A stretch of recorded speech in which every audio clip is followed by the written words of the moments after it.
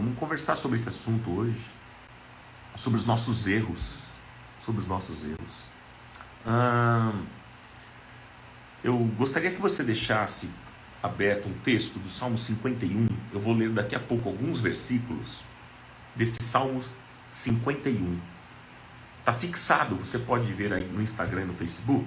Está fixado o tema, as perguntas e também o texto.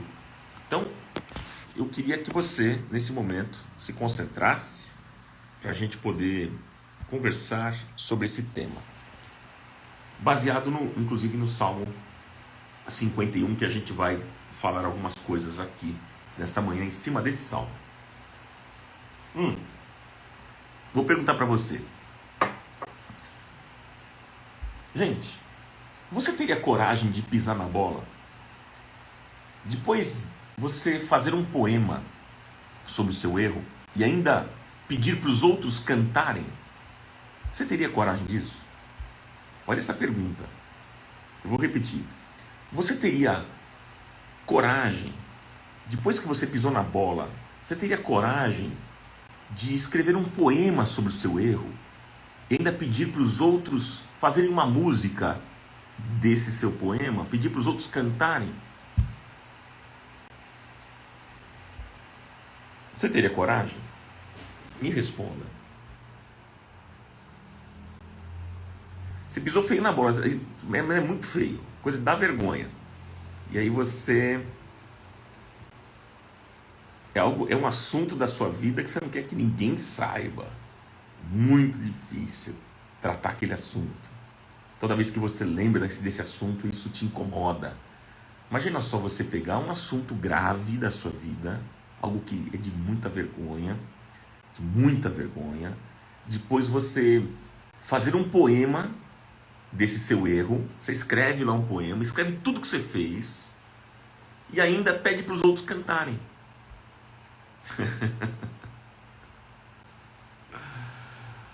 Ai, meus amigos, pois é. A maioria está dizendo não teria coragem. Mas teve alguém na Bíblia que fez isso. Teve alguém muito corajoso na Bíblia. Davi, amigos, o rei Davi, o salmista, ele compôs um salmo para falar do seu pecado. Gente, o livro dos Salmos é um livro com poemas musicais. Os Salmos, o livro de Salmos, a sua Bíblia, é um livro com poemas musicais. O que aconteceu com Davi? Davi, como vocês já sabem, Davi cometeu um adultério. E esse pecado resultou na morte do seu companheiro Urias. Depois, na morte do filho que Davi teve com a mulher de Urias, a Batseba. Resultou na confusão e problemas na família de Davi e na sua mancha como rei e como homem de Deus, porque ele era conhecido como homem segundo o coração de Deus. O pecado de Davi foi terrível, foi gravíssimo. O erro que ele cometeu, ele pisou, chutou, amassou a bola, fez tudo com a bola, tudo. Mas aí, em cima disso, eu fico pensando, será que nós faríamos um poema sobre os nossos erros e pecados? Na verdade, gente, olha só o que acontece. Quando os outros erram, nós julgamos e desejamos justiça para as pessoas. Quando as pessoas erram. Mas quando nós erramos, nós tentamos esconder os nossos erros. E logo, quando alguém descobre os nossos erros e fala pra gente, a gente fala assim, olha, para de ficar julgando, viu? Para de ficar julgando.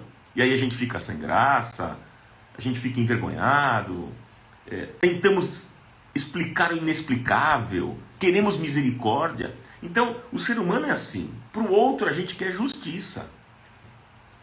Mas para nós, o que a gente quer é misericórdia. Quando o outro falha, nós queremos saber qual é o preço que ele vai pagar pelo erro que ele cometeu. E a gente fica irado, e a gente fica com raiva da situação, do fulano ou da fulana. Mas quando é com a gente, amigos, a gente quer misericórdia, a gente fica sem graça, a gente fica meio amuado, envergonhado. É assim que acontece. Esse é o ser humano. Esse é o ser humano. Esse é o ser humano. Pois é, esse é o ser humano. É misericórdia para nós e justiça para o outro. Triste isso. Mas nesse texto, gente, que nós vamos meditar aqui, que nós vamos ver alguns versículos, Davi escreveu um salmo pedindo uma nova chance para Deus e desejando um novo relacionamento com Deus. Por isso que a lição que nós precisamos aprender aqui, nós devemos aprender, é que nós precisamos encarar os problemas de frente, encarar os erros que cometemos de frente, ir para Deus, crer no amor de Deus e sermos restaurados, e então avançarmos, construirmos uma nova história.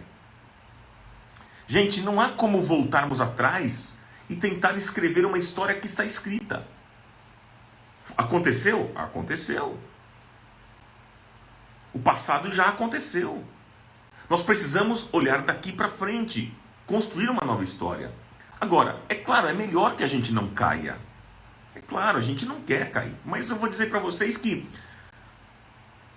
para aprender a andar de bicicleta, a gente cai. Para aprender a nadar, a gente se afoga, né? Engole água. Enfim, e a vida é assim. Para a gente aprender algumas coisas, nós caímos, erramos. O ideal, claro, o melhor é que a gente não caia. Mas se a gente cair, se você cair, erga a cabeça, tenha coragem e força para começar, para recomeçar. Mas veja bem, guarde o que eu vou dizer, se você quiser anotar essa frase, anote aí. O importante, gente, não é só seguir em frente. O importante não é só seguir em frente.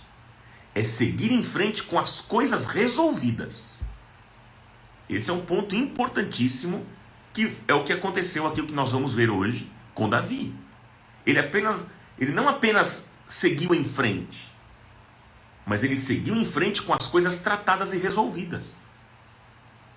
Que tem gente que pensa assim, não, eu vou botar uma pedra em cima e que se lasque o mundo. Ele atropelou todo mundo, ele machucou todo mundo, ele derrubou todo mundo, ofendeu todo mundo.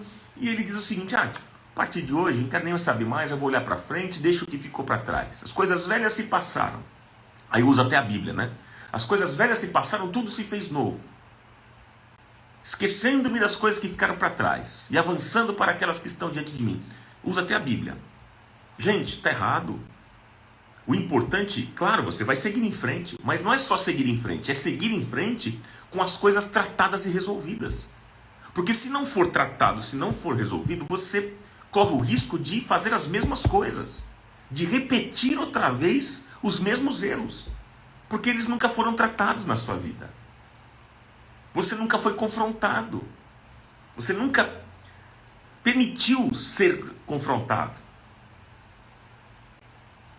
Entendeu? Então é importante. Vamos seguir em frente? Vamos. Erramos? Erramos.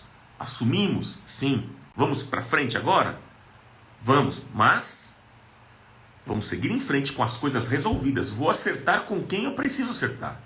Vou pedir perdão para quem eu devo pedir perdão. Tá certo, gente?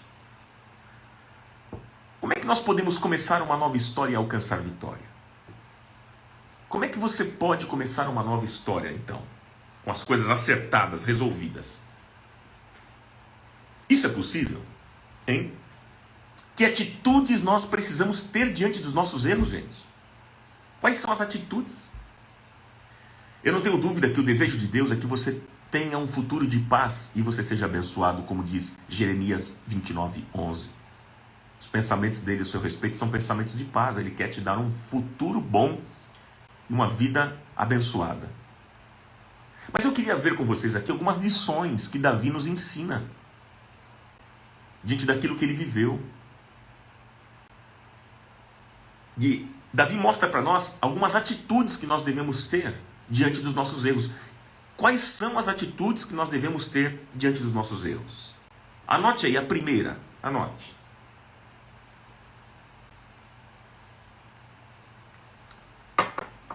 Anote. Coloque aí. Davi encontrou força quando não tinha força nenhuma. Começou assim. versículo 1 a 3. Quer ler comigo agora?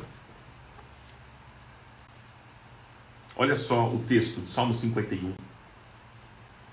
Tem misericórdia de mim, ó Deus, por teu amor, por tua grande compaixão. Apaga as minhas transgressões. Lava-me de toda a minha culpa e purifica-me do meu pecado. Pois eu mesmo reconheço as minhas transgressões e o meu pecado sempre me persegue. Sempre me persegue. Gente, Davi diz isso. Olha, em épocas que os reis saíam para a guerra, Davi, ele era um rei vencedor de muitas batalhas. E ele resolveu ficar no palácio. Só abrindo parênteses, entenda o seguinte. Comodismo gera pecado. Foi o que aconteceu com Davi. Ele saía para as guerras sempre. Essa vez, como ele já tinha ganho muitas batalhas, ele falou, eu vou ficar no palácio. Eu vou ficar no palácio. E aí, a esposa de Urias era o companheiro de Davi, a Batseba, ela estava tomando banho. Talvez imprudente, não sei. Quem somos nós para julgar? Talvez até pudesse ter uma segunda intenção nesse banho perto da janela do rei. Não sei, não quero julgar.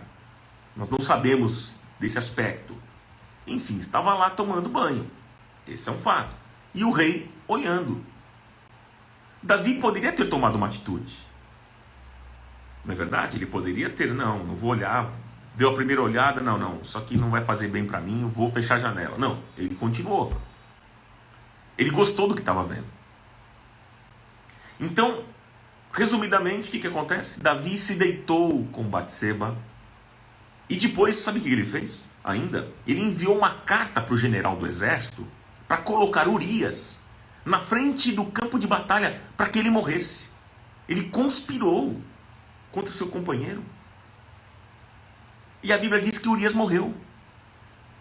E depois da sua morte, o que acontece? O homem lá morre e Davi tenta passar uma imagem de um homem bom, um homem cheio de compaixão, o salvador da pátria. Porque quando ele vê agora Batseba sozinha, viúva, ele resolve acolher esta mulher. Como dizia minha avó, vê se tem Guaraná aqui, ó. Ela dizia isso. Não sei até hoje muito o que significa isso, mas coisa boa não é. Ele resolve então acolher a Batseba. Mas ele não tocou no assunto do seu pecado. Não falou nada. Mas, em 2 Samuel, no capítulo 11, versículo 27, declara o seguinte: porém, isto que Davi fizera foi mal aos olhos do Senhor. O que ele fez foi mal aos olhos de Deus. O que ele fez foi mal aos olhos de Deus. Vocês estão rindo, né, gente? E aí, num determinado tempo, o profeta Natan, ele foi falar com Davi. E confrontou Davi no seu pecado, no pecado que ele havia cometido. E então Davi comprova nesse momento que ele era um homem de Deus. Sabe por quê? Porque Davi tinha toda a autoridade, como o rei que ele era, de prender Natan por fazer uma falsa acusação. Ele poderia falar assim: ei, você está me acusando aqui, você está acusando o rei, eu vou te prender. Ele poderia ter feito isso como rei, ele poderia ter feito isso. Mas ele não fez isso. E ele confessou o seu pecado. Confessou o seu pecado. Gente, o pecado de Davi havia sido descoberto. E todos souberam do seu erro. Imagina como é que ele ficou. Imagina a vergonha do rei. Imagina o sentimento de tristeza. Aquele sentimento de culpa. Você imaginou? Você já sentiu assim? Quando você foi descoberto por um erro que você cometeu? Um peso nas costas. Aquele sentimento de culpa. E você então começou a chorar. chorar de tristeza, de vergonha. Já aconteceu isso com você? Amigos, normalmente quando nós pisamos na bola, é natural que o nosso erro não saia da nossa mente. É natural. Davi mesmo disse, né, no versículo 3, ele diz assim, ó, pois eu mesmo reconheço as minhas transgressões e o meu pecado sempre me persegue. E o meu pecado sempre me persegue. O meu pecado está sempre diante de mim. Ele estava com toda aquela história na mente. Surgiu um sentimento de culpa e com certeza isso o perturbava. Mas eu queria dizer para você aqui nessa manhã que Davi foi buscar força quando ele não tinha mais forças. Muitos, quando fracassam, desanimam, recuam e mais, abandonam o Senhor quando na verdade deveriam buscá-lo, porque Ele é a única solução. Eu vou repetir isso. Tem muita gente na hora do erro, do fracasso, em vez de se aproximar de Deus, abandona Deus, quando deveria buscá-lo, porque Ele é a única solução. E eu quero dizer para vocês nessa manhã que nós entristecemos o coração de Deus, sabe quando? Sabe quando você mais entristece o coração de Deus? Não é somente quando você erra, mas é quando, ao tropeçar, você corre dele e não para ele. Isso entristece o coração de Deus, porque Ele quer tratar você, Ele quer trazer você para perto, Ele quer te consolar, Ele quer falar com você, mostrar o melhor caminho. Então você entristece a Deus, você mais entristece a Deus é quando você foge dele, quando você corre dele, em vez de correr para ele. Muitas vezes, amigos, diante dos nossos erros, nós nos afastamos de Deus. Por quê? Porque nós temos medo de Deus, medo de que Ele não esteja perto de nós.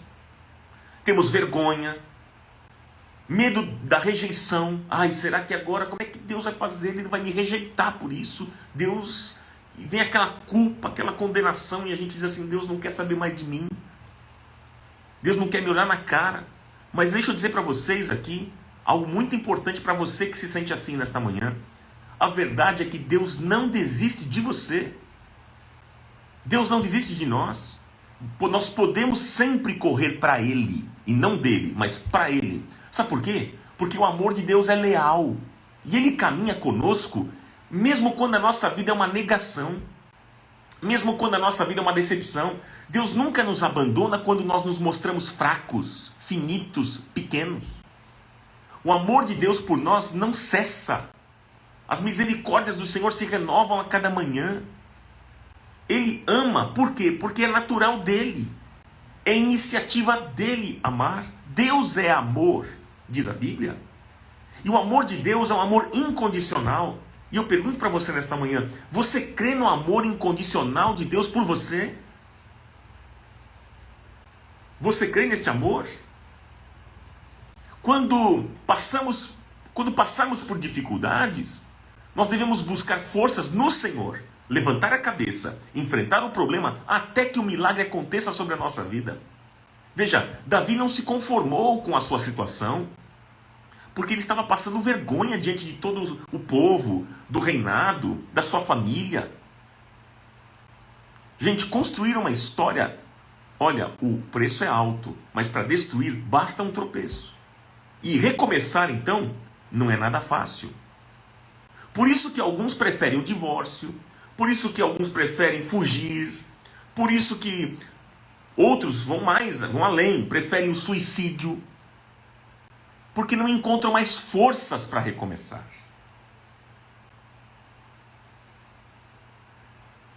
Mas quando nós temos Jesus no nosso coração, ainda que a força seja pequena, se tornará grande na nossa vida. E nós teremos a chance de construir uma nova história. E então Deus vai dizer para mim e para você, a minha graça te basta, porque o meu poder se aperfeiçoa na fraqueza. Deus vai nos levantar e vai nos abençoar. Gente, o preço do pecado, claro, é duro, é difícil. Parece que quando nós pedimos perdão, mesmo quando a gente pede perdão, o erro não sai da cabeça. Não é verdade? a impressão que nós temos é que Deus não nos perdoou. E por que a gente tem essa sensação? É para que a gente não fique malandro. Sim. Para não ter malandragem. Parece que Deus, por vezes, permite que o erro fique na nossa mente, por um tempo, para que a gente não fique pecando e pedindo perdão. Peca, pede perdão, peca, pede perdão o tempo todo. Porque se for assim, a gente vai para o inferno, gente. Então, Deus permite, se eu posso dizer assim, essa tortura, entre aspas, para a gente não ficar malandro e criar temor no nosso coração. Mas Davi encontrou forças quando não tinha forças. E quando ele buscou, ele encontrou o Senhor sobre a sua vida. E no Salmo 28, versículo 7, sabe o que ele diz? Davi diz assim: o Senhor é a minha força e o meu escudo, nele confiou o meu coração e fui socorrido. Quem tem Jesus no coração sabe que sempre dá para começar de novo. Segunda atitude, anote aí. Segunda atitude, anote. Davi não apresentou desculpas. Anote isso, é importante. Davi não apresentou desculpas. Não. O que ele diz no versículo 4? Ele diz assim: contra ti, só contra ti pequei, e fiz o que tu reprovas. E fiz o que é mal perante os teus olhos. Pequei contra ti. Ele não apresentou desculpas. Ele assumiu o pecado, o erro que ele cometeu. Gente, o ser humano gosta de tentar explicar seus erros. Gosta de tentar explicar e se justificar. Eu acredito que de repente, se a gente estivesse no lugar de Davi, a gente poderia ter dito algo do tipo: ah, Senhor, a mulher estava tomando banho, né? Ninguém é de ferro, né, Deus? Ela que estava tomando banho. Poxa, ela é bonita, Senhor. Ela é maravilhosa, estava tomando banho. Eu sou culpado? Ah, Senhor. Olha, ouça o que eu digo, Deus. Ouça o que eu digo. Essas mulheres de hoje em dia não são fáceis. Não são fáceis. Então, Deus, calma, menos. Se fosse a gente tentaria encontrar alguma desculpa, explicar nossos erros, se justificar. E aí eu fico pensando, como é que o Senhor pode justificar quem não assume o seu erro? Gente, Davi, no meio do seu problema, assumiu a sua responsabilidade. Ele disse: eu pequei. Normalmente nós transferimos a culpa dos nossos erros aos outros. Ou seja, sempre os outros são os responsáveis pelos nossos erros. É aquela ideia de Adão, né? Adão fez isso no pecado dele. O que ele disse? Ah, Senhor, foi a mulher que tu me deste. Foi a mulher que tu me deste. Transferiu a responsabilidade. Agora, se você quer começar de novo, construir uma nova história, você precisa assumir os seus erros, pedir perdão, e então você vai ser justificado. Na parábola do filho pródigo, lá no Evangelho de Lucas, no capítulo 15, nós podemos entender que ele foi restaurado. O filho pródigo, aquele moço, ele foi restaurado, porque sabe o que ele disse ao seu pai? Ele disse: pai, eu pequei contra ti, perante Deus, e eu não sou digno de ser chamado teu filho. E aí o pai então mandou trazer um anel e a roupa. E o filho disse: mas pai, e o meu pecado? E o meu pecado? E aí o pai respondeu: filho, não tem mais nada. Porque o meu filho estava morto e reviveu, estava perdido e foi achado. Veja, o filho não se justificou. E assumindo os seus erros, acabou quebrando o coração do seu pai. Ele não deu desculpas e por isso ele foi restaurado. Quando você assume os seus erros, quando você diz: pai, eu pequei contra ti, eu pequei, você quebra o coração do pai. E aí você vai dizer: pai, então e o meu pecado, como é que fica? Ele vai dizer: filho, não tem mais. Porque você estava morto e reviveu, você estava perdido e foi achado. Esse é o coração do nosso pai. O pai da parábola do filho pródigo é Deus. Jesus está mostrando para nós como é que o pai olha para nós, como é que ele reage diante das nossas atitudes. Assim é Deus. Você crê nesse Deus de amor? Davi era um homem de Deus. Assumiu o seu pecado, pediu perdão, e aí teve chance de começar de novo. Uma nova história. Provérbios 28:13 diz: o que encobre as suas transgressões jamais prosperará, mas o que as confessa e deixa alcançará misericórdia. Quem confessa e abandona, alcança misericórdia. 1 João 1,9 diz: se confessarmos os nossos pecados, Ele é fiel e justo para nos perdoar os pecados e nos purificar de toda injustiça.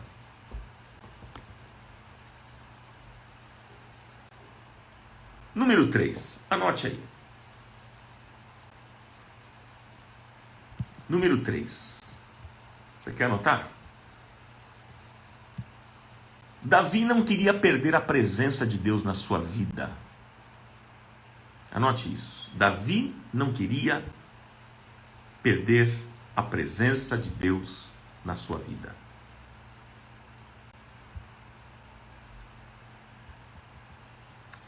É o versículo 10 até o 12. Mas veja bem, o caminho que agora Davi iria percorrer seria muito difícil e árduo. Mas ele teve disposição para pagar o preço do seu pecado. Deus o perdoou. Claro, mas o fato de Deus perdoar não nos isenta de consequências. Às vezes as consequências são pequenas, às vezes são grandes. Uma coisa, tem gente que confunde, né? O fato de ter uma consequência do pecado, acham que Deus não perdoou. Eu estou carregando essa consequência, acho que é porque Deus não perdoou. Não, Deus perdoa. Mas a questão é, tudo aquilo que o homem semear, vai colher. Esse é um princípio, não tem jeito. Então Deus perdoa, sempre vai perdoar. Mas há consequências para os nossos erros. Você veja, Deus perdoou Davi. Mas a situação da família de Davi estava terrível. Olha como é que estava a casa de Davi. Uma filha dele foi abusada sexualmente pelo irmão.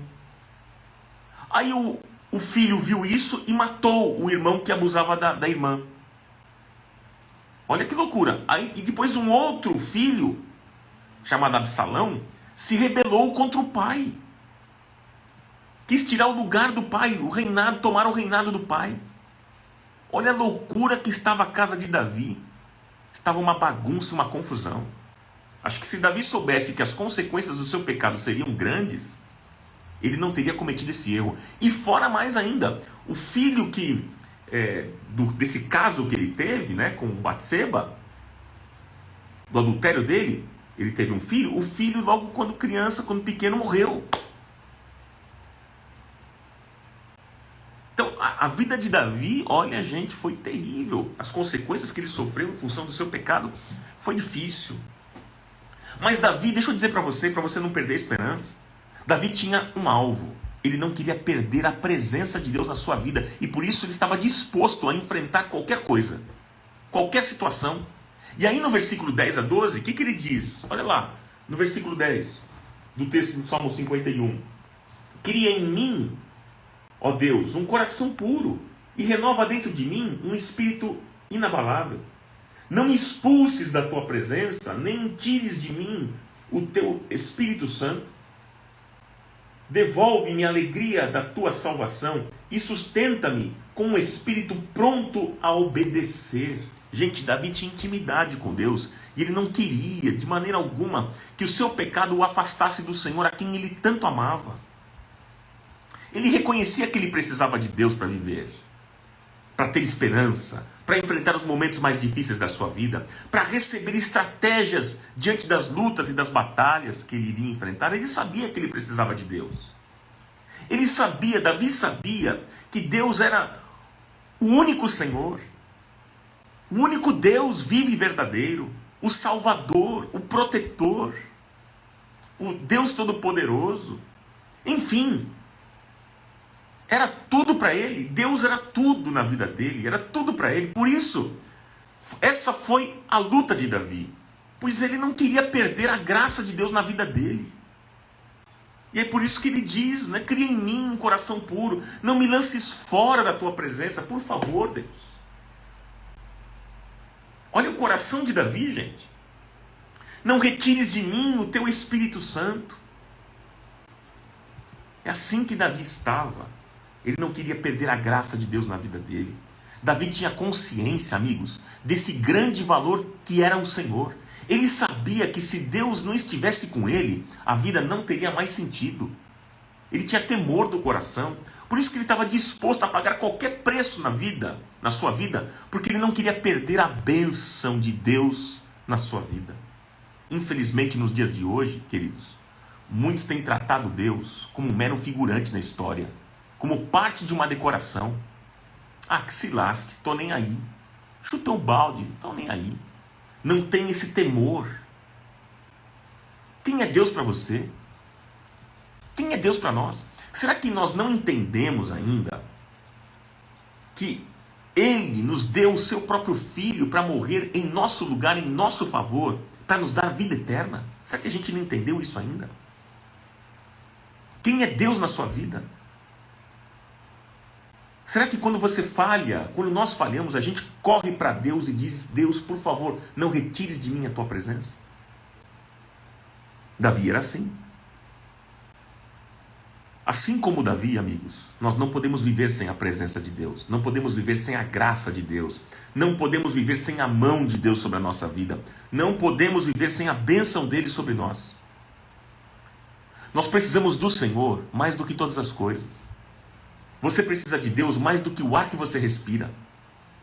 Certa vez Pedro disse para Jesus: Senhor, para quem iremos nós? Só tu tens palavras de vida eterna. Para onde a gente vai se o Senhor não estiver conosco?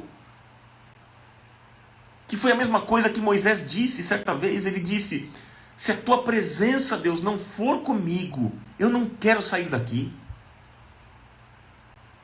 Porque estes homens sabiam que sem a presença de Deus, a vida não teria mais valor algum.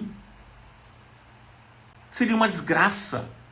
A sua vida sem Deus é uma desgraça. A nossa vida sem a presença de Deus se torna uma desgraça. Portanto, a nossa oração tem que ser: Senhor, como Moisés, se a tua presença não for comigo, por favor, eu não quero dar um passo à frente. Eu preciso da tua presença mais do que o ar que eu respiro. Imagina eu ficar sem ar? O que acontece? O ar é essencial para a vida. Sem ar, acabou, a gente morre. Você precisa, então eu queria dizer para você, para deixar a coisa mais pesada aqui, que você precisa mais do que o ar. Você precisa de Deus mais do que o ar que você respira. Nós precisamos do Senhor e precisamos reconhecer isso com um coração humilde na presença de Deus. Número 4, anote aí. Número 4. Davi, ele queria mostrar às pessoas a possibilidade de se construir uma nova história. Anote isso. Davi queria mostrar às pessoas a possibilidade de se construir uma nova história. É o versículo 13 que nós vamos ler aqui. Olha só. Davi queria ensinar às pessoas o quão doloroso é construir uma nova história. Ele queria ser uma bênção na vida das pessoas. Ele desejava compartilhar suas experiências de vida com as pessoas e ajudá-las a começarem outra vez. No versículo 13, olha o que ele diz. Então ensinarei os teus caminhos aos transgressores, para que os pecadores se voltem para ti. Então ensinarei aos transgressores os teus caminhos, e os pecadores a ti se converterão. Ele queria ajudar as pessoas. Compartilhar das experiências, vou ensinar a eles, vou falar das minhas experiências para que eles se convertam a ti. Gente, deixa eu dizer uma coisa. Os nossos erros se tornam possibilidades para o nosso crescimento e aprendizado, é verdade. Quando a gente erra, a gente aprende. A gente tem a oportunidade, de aprender, porque tem muita gente que erra e não aprende. Mas os erros, eles oferecem uma oportunidade de aprendizado, de crescimento. Mas os erros também servem para ensinarmos e ajudarmos outros. Você cresce e também ajuda outros. Por isso, começar de novo, esse é o caminho. nós teremos sempre a chance de recomeçar e construir uma linda história. E eu pergunto, qual será o final da sua história? O que você está construindo para o final da sua vida? O que você está semeando hoje para colher amanhã, no futuro? Pode ser que nós cheguemos à conclusão de que nós perdemos tempo. Perdemos tempo sendo tão bobos, tolos, azedos, amargos, complicados demais. E não desfrutamos a vida. Para muitos a vida é um grande peso. Ou seja, tudo na vida é difícil, tudo é complexo, tudo é complicado, tudo. E então o pecado surge. E vai se alinhando na nossa vida, se tornando uma confusão geral e total. Eu pergunto para você, que tipo de vida nós estaremos curtindo daqui a alguns anos? Se o Senhor nos der mais anos de vida, pergunto, que tipo de vida nós estaremos curtindo daqui a alguns anos? Nós precisamos utilizar nosso aprendizado de vida, não para nos tornarmos amargos e azedos, não. Tem gente que azedou na vida, não soube lidar e resolver as questões da vida. Aliás, tudo ficava dizendo assim, não, tá com Deus, tudo espiritualizava e não tratava o problema. Está nas mãos de Deus, tudo está na mão de Deus. Deus está no controle. Crente tem esse problema. Crente não sabe lidar com os dramas da vida. Espiritualiza tudo, não trata o problema. Tudo diz assim, está na cruz. Amém, glória a Deus por isso, mas precisa ser tratado, porque se você não tratar, você corre um sério risco de amargar na vida e se tornar uma pessoa azeda. Então nós precisamos utilizar nosso aprendizado de vida, não para nos tornarmos essas pessoas amargas e azedas, mas para termos a possibilidade de crescermos e ajudarmos outros. E nós poderemos dizer para as pessoas que estão sofrendo, a gente vai poder dizer o seguinte, olha, eu sei o que você está vivendo. Eu sei como é que é isso. Eu também passei por isso. E eu posso te ajudar. Se o pecado está perturbando, se o erro que você cometeu está perturbando a sua mente, peça a Deus que renove a sua vida para aquilo que Ele tem preparado para você. E então recomece. Recomece em Deus. E Ele vai te abençoar. E aí sim Paulo diz, Filipenses 3:13. Paulo diz, esquecendo-me das coisas que para trás ficaram, e avançando para aquelas que estão diante de mim, eu prossigo para o alvo, pelo prêmio da soberana vocação de Deus em Cristo Jesus. Gente, como resultado, seremos bênção na vida de outras pessoas. Este é o segredo. E por último, anote aí número 5. Davi sabia que Deus não desprezaria o coração quebrantado. Davi sabia que Deus não desprezaria o coração quebrantado. Gente, Davi, ele declarou no versículo 17, os sacrifícios para Deus são um espírito quebrantado. A um coração quebrantado e contrito não desprezarás, ó Deus. No Salmo 34, versículo 18, Davi disse, perto está o Senhor dos que têm o coração quebrantado e salva-os de espírito oprimido. Salmo 34, 18. Gente, Deus não resiste ao coração quebrantado, ao coração verdadeiro. Deus não espera a perfeição de você, Ele espera um coração quebrantado na presença dEle. O coração quebrantado é o coração arrependido, humilde, sincero, submisso, sem orgulho, sem pretensão, sem arrogância, sem prepotência. Todo aquele, a Bíblia diz que todo aquele que se exaltar será humilhado, mas todo aquele que se humilhar será exaltado. A Bíblia diz que Deus resiste aos soberbos, mas aos humildes Ele concede a sua graça. Maravilha saber disso, não é não, gente? A Bíblia diz que a soberba do homem o abaterá, mas o humilde de espírito obterá honra. Cuidado com a soberba. A soberba precede a ruína. E a altivez do coração, a queda. Portanto, tome cuidado, cuidado, porque Deus resiste os soberbos, ele se opõe, mas ele se aproxima do humilde, do quebrantado. E por causa do coração quebrantado, Davi é mencionado como um homem segundo o coração de Deus. Você quer ser um homem e uma mulher segundo o coração de Deus? Você precisa ter um coração quebrantado.